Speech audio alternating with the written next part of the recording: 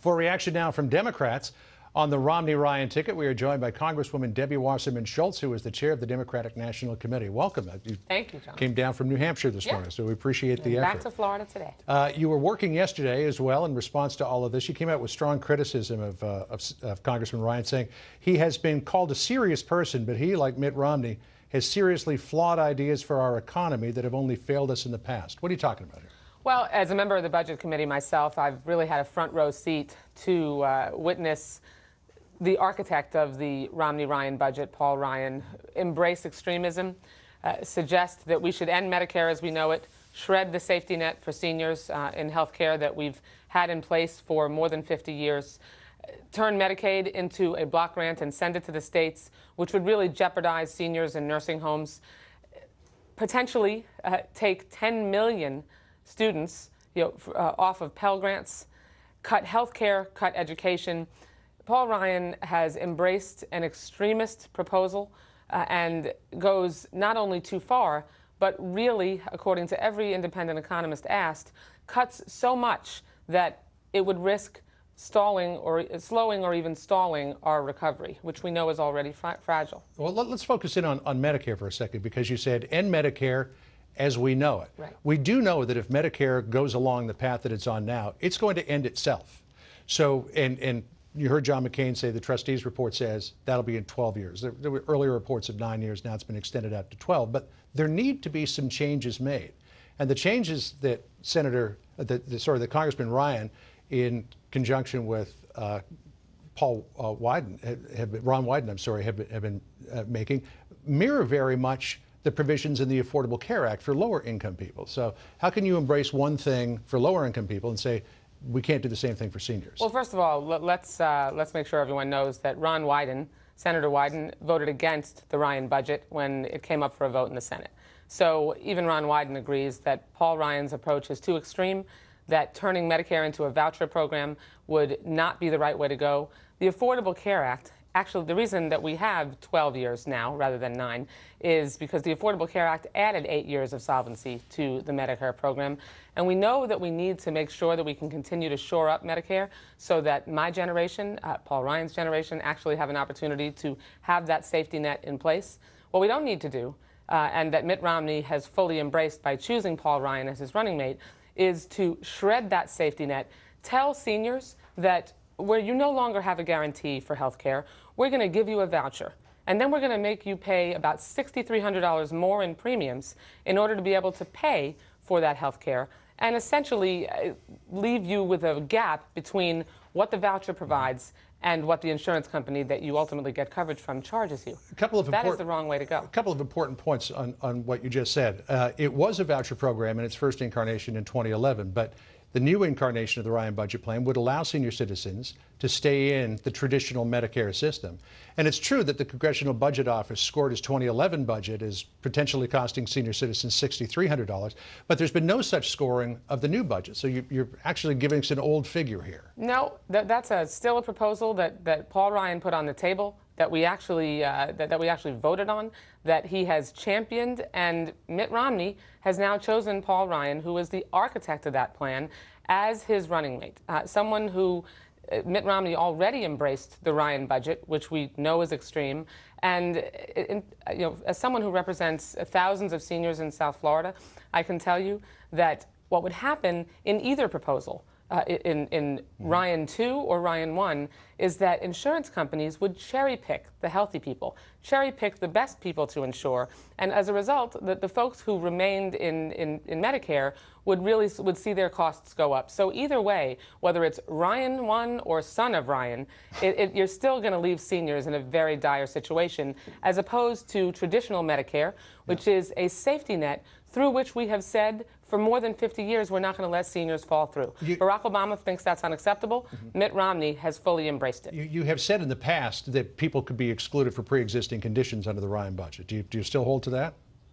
That people, under the Ryan budget, people who have pre-existing conditions? He repeals the Affordable Care Act, which means that, yes, we would return to the days when insurance companies could deny people but not senior citizens, because coverage. You said that about senior citizens, because the Ryan plan specifically says that senior citizens with pre-existing conditions could not be excluded from Medicare. But Paul Ryan's plan whether it's the first one or the second one does, is it shreds the safety net for seniors. It turns Medicare into a voucher program.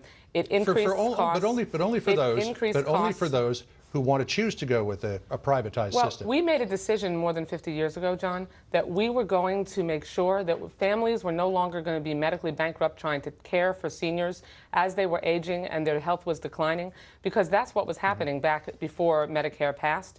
Paul Ryan and Mitt Romney would allow seniors to fall right through that floor because they would pull the rug out from under seniors, give them a voucher, tell them they're essentially on their own, drive up their health care costs, and then cost their families even more money because someone is going to have to make sure that those seniors don't get sick and have no one to care for them and no way to pay for it. When it comes to the president's health care plan, the Affordable Care Act, there have been potential problems that have been pointed out with that. The Congressional Budget Office says it would increase taxes by $500 billion over the course of 10 years, and that it would, by slowing the growth of Medicare, taxes by $500 billion? $500 billion. There would be a $500 billion tax increase.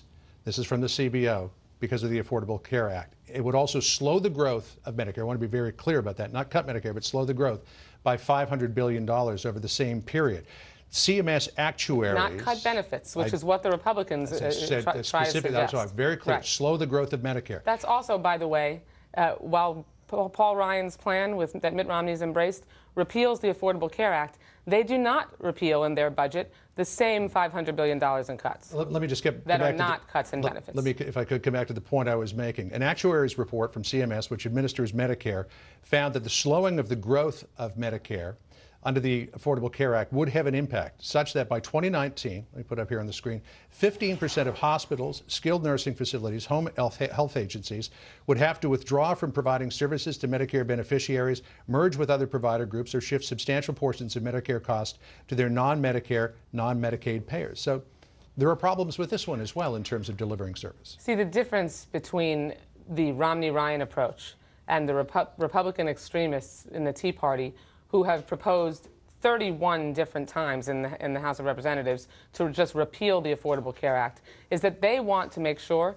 that we can go back to the days when insurance companies could deny you coverage or drop you for a pre-existing condition. They want seniors to go back to the time when the donut hole was a thousands of dollar gap in coverage for their prescription drugs. John, I, thanks to Barack Obama, have stood behind the last senior online in my district in a drugstore who, when 5 or 6 prescriptions come to the counter, they have to leave 2 or 3 of them behind because they can't afford to take them all home because of the donut hole. The Affordable Care Act closes that donut hole, makes sure that seniors can afford their prescription drugs. It makes sure that seniors have access to preventative wellness visits so that they can stay healthy instead of waiting till they're sick before they go to the doctor. Those are the seniors that I represent. We're going to keep them healthy. Paul Ryan and Mitt Romney would leave them to have massive gaps in coverage and drive their health care costs up, shred the safety net, and let them fall through that floor. It's unacceptable. Let me switch gears if I could. You probably saw we were talking with John McCain a couple of minutes ago. We aired a little bit of that Priorities USA ad. Should the Democrats be releasing an ad that accuses a presidential candidate of being through inference, of being responsible for a woman's death? First of all, that's a Priorities USA. I understand. It's not a Democratic ad. Well, it's a Priorities USA Super PAC ad. Correct. Which we Do you deny that they're Democrats? To do with it. I have no idea the political affiliation of folks who are associated with that Bill Super Burton, PAC. who used to work in the White House, worked for the Obama campaign in 2008? That is a Super PAC ad that is not affiliated with our campaign or with the party. What do you think of the ad, though? What I think of the ad is that there's no question that the ad raises facts, such as that Mitt Romney, when he was CEO of Bain Capital, bankrupted companies, laid off workers, cut their benefits, and made millions of dollars in profit. And that ad points out that there are consequences to making decisions like that that impacted people's lives in a significant way. But this what that ad was underscoring. But this idea that the timeline of the ad is such that the direct inference is that because this man lost his health insurance, his wife died from cancer, does not appear to be the case. She had her own insurance with her own employment, lost that insurance. It was 6 years later. It's really interesting that there's no indignation and the hypocrisy that exists. Where is the indignation on the other side that Super PACs affiliated with Mitt Romney's campaign or in support of Mitt Romney's campaign I don't think that they've ever inferred that somebody has died. They've inferred that Barack Obama isn't even American, They've questioned whether his birth certificate is legitimate. There are so many questions that question Barack Obama's patriotism and whether he's even an American. Where's the same indignation? Is Fox condemning the super PAC ads in support of Mitt Romney in the same way that there's been such indignation over this ad? The bottom line is Mitt Romney, as CEO of Bain Capital, profited from bankrupting companies like GST Steel, cutting their benefits, firing workers, and made money anyway. And there are consequences. That has an impact on people's lives.